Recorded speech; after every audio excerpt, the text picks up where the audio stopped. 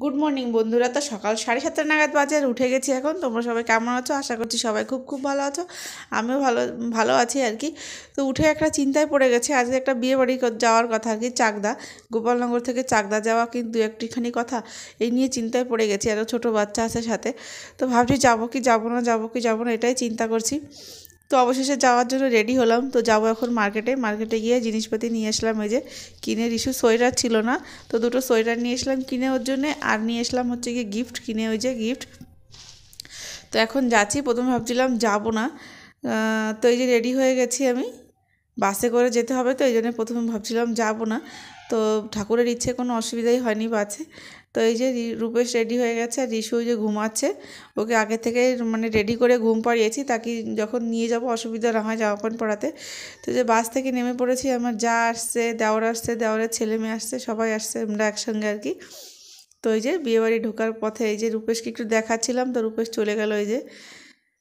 তো দেখো আমি ভালোভাবেই নেমে গেছি বাসের থেকে, একদম বমি টমি কিছুই করিনি। তারপরে চলে আসছি এই যে একদম খাবারের, দুপুরবেলা তো বাড়ি থেকে খেয়ে বেরিয়েছিলাম না, তো খাওয়ার ওখানে চলে আসছি। তো চলো দেখি দুপুরে কী কী খাবারে আছে। তো দিয়ে দিয়েছে ভাত, তারপরে দিয়ে দিয়েছে যে মাছের পেটা ভাজা।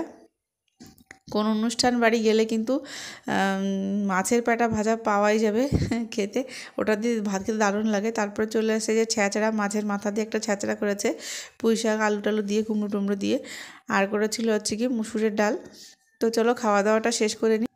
তো মুসুরির ডালের থেকেও না যে ছ্যাঁচড়াটা বানিয়েছে না, ভীষণই টেস্টি বানিয়েছিল, খুব সুন্দর লেগেছে। তো দুপুরে খাওয়া দাওয়াটা তো কমপ্লিট করা হলো। এই দেখো এদিকে ফুচকার স্টল বসাবে, তো ফুচকাওয়ালা চলে আসছে। এটা হচ্ছে বিকাল 4টে নাগাদ, আমরা 3টে নাগাদ চলে আসছিলাম এখানে। এসে খাওয়া দাওয়া শেষ করতে করতে তারপরে একটু বসলাম, তারপরে যে বাইরে বেরোলাম। এখন 4টে বাজে, আর সাজানোটা পুরোপুরিভাবে কমপ্লিট হয়নি, যেখানে আর কি বউকে বসাবে, তো ওখানটা একটু রেডি করছে। আর এখন বাজে বিকাল পুরোপুরিভাবে 5টা। তো রিশুকে ভাবছি একটু খাইয়ে দিই, কারণ একবার খাইয়ে দিলে তারপরেও সারাক্ষণ খেলতে থাকবে একা একা। তো এই যে দিদি ওইদিকে সন্ধ্যা দিচ্ছে, আর আমি রিশুকে এই যে খাইয়ে দেবো, আর একটা ফোন দেখছি দিদির ফোন, আর ওকে খাইয়ে দিলাম ভালোভাবে।